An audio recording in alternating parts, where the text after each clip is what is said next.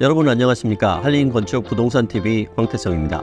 많은 무주택자들의 귀와 눈을 번쩍 뜨이게 했던 3억 5천만 원으로 서울 아파트를 살 수 있다라는 최근 언론 보도가 있었습니다. 10년 만에 부활한 토지임대부 분양주택에 대한 이야기인데요. 오늘은 이 내용을 알아보겠습니다. 그럼 지난 3월과 6월 두 차례의 사전 예약으로 열기가 뜨거웠던 서울 고덕 강일 3단지 현장으로 안내합니다. 고덕 강일지구는 서울 강남권의 주택 수요를 대체하고 강동구 외곽 미개발지의 개발을 도모하기 위해 조성되었습니다. 민간과 합작으로 토지 조성을 하고 있으며 SH가 주도로 공공임대, 장기전세, 신혼주택이 들어서고 일부는 민간에 매각하여 조성되는 지구입니다. 자, 여기가 바로 고덕 강일 3단지 현장입니다.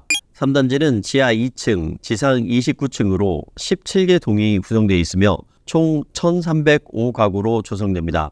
앞쪽에는 강동 리버스타 4단지 아파트가 보입니다. 그 우측으로는 6단지입니다. 3단지는 지난 3월 전용면적 59제곱미터 500가구에 대한 사전 예약을 진행해 평균 경쟁률 40대 1을 기록했습니다. 지난 6월에는 2차 특별공급 사전 예약을 통해 전용면적 49제곱미터 590가구를 모집하였는데 평균 18대 1의 경쟁률로 흥행에 성공했습니다. 여기에서 우리는 토지임대부 분양주택의 역사를 잠깐 살펴볼 필요가 있습니다.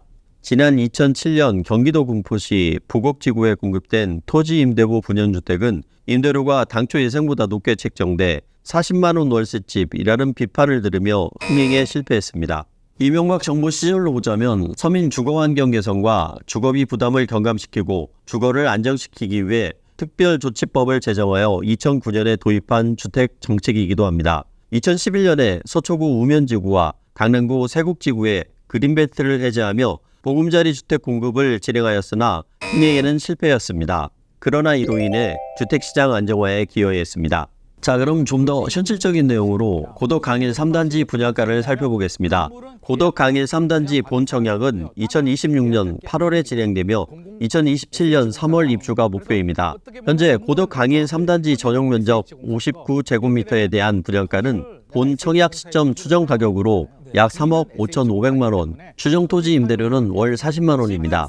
토지 임대부 주택은 건물만 분양받는 방식이지만 한 번 분양받으면 반영구적 거주가 가능하며 수분양자는 40년간 거주한 뒤 재계약을 맺으면 40년이 연장돼 최장 80년까지 거주할 수 있습니다.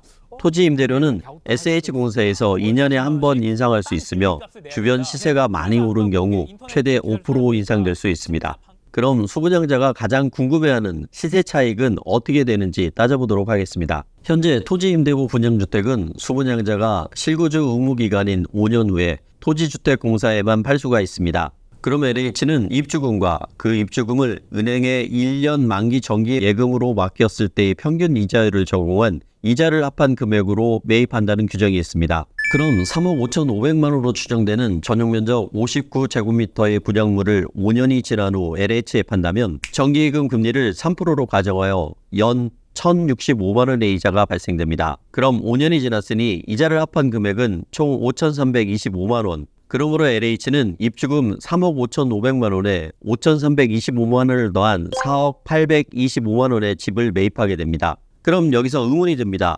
거주 의무 기간 이후 매입한 아파트를 다시 분양한다면 분양가가 얼마이고 그리고 월 임대료가 얼마에 측정될지가 의문입니다. 토지 비용은 가치가 상승하고 반대로 건물 가치가 하락되는 상황이 이르기 때문에 토지 임대부 분양주택에 대한 미래가 매우 궁금한 이유가 이것입니다.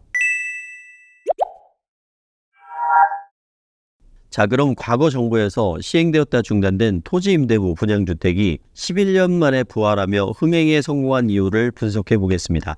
이번 고덕 강일 3단지 특별공급에 청년들의 지원이 몰린 이유 역시 저렴한 시세에 있습니다. 2023년 실거래 가격으로 인근 유서면적 강동 리버스타 4단지 59제곱미터가 7억 8천만 원에 거래되었습니다. 그러니 반값 아파트라고 홍보가 되는 것입니다. 신축 아파트 반전세 가격이 보증금 3억, 월세 50에서 60만 원 수준이니 반전세 가격으로 40년간 안정적인 주거가 보장되는 셈입니다. 그리고 현재 집값이 계속 내려가는 추세지만 청년들이 서울에 내 집 마련을 하기에는 여전히 너무 비쌉니다. 이런 상황에서 시세의 절반 수준인 반값 아파트가 나왔다는 소식은 청년들 입장에선 사야겠다는 의지를 더욱 높였을 것입니다. KB부동산 자료에 따르면 지난 5월 기준 서울 아파트의 중간 가격은 9억 9,333만 원으로 여전히 10억 원에 육박합니다. 이러한 부동산 상황에서 중강남권역에 위치한 아파트를 시세의 절반 수준으로 살 수 있다는 건 굉장한 메리트이고 반영구적으로 거주가 가능한 것이 안정적이라는 장점이 청년들에게 인기가 있었다는 분석입니다.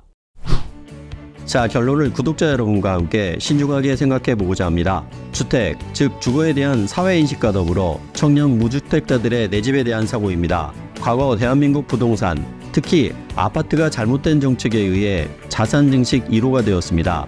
그러다 보니 각종 편법이 동원되어 투기의 온상이 되었습니다.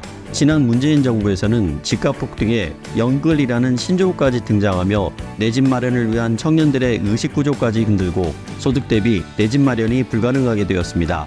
이와 더불어 내 집 마련에 대한 꿈을 포기하고 결혼도 하지 않는 청년층, 또한 결혼을 해도 출산을 하지 않는 사회적 기류로 인해 인구 감소, 인구 절벽이라는 가까운 미래에 대한 불안감을 지난 방송에서 말씀드린 바 있습니다. 내 집 마련은 자녀 출산에 앞서 경제, 사회, 교육, 양육에 이르기까지 고려해야 할 수많은 문제 중에 큰 비중을 차지하는 요소임에 틀림이 없습니다. 이들에게 불안한 요인은 바로 내 집이라는 연관성입니다. 이러한 상황에서 서울 안에서의 반값 아파트는 많은 연관성을 내포합니다. 주택 구입 가격에 대한 부담을 줄이고 안정적인 구조를 도모할 수 있다면 청년 측에게 결혼과 출산 장려에까지 영향을 미칠 수 있는 지속적이고 안정적인 주거복지의 정책과의 연계도 필요한 시점으로 보입니다. 우리나라에서의 부동산은 주거뿐만이 아니라 자산의 역할이 매우 큰 것이 현실입니다. 그러나 토지임대부 분양주택의 핵심 가치는 주택이 자산 증식 투기수단으로서 작동되던 개발시대의 기존 질서를 새로이 전환하는 주거정책으로 자리잡을 수 있을 것으로 보입니다. 또한 반값 아파트가 청년층의 결혼, 출산에 대한 불안감까지 해소하는 성공적인 주거복지 정책까지 아우르며 대한민국 부동산의 새로운 주거 공급의 역사가 만들어지기를 바라는 마음입니다. 오늘은 여기까지입니다. 여러분 감사합니다.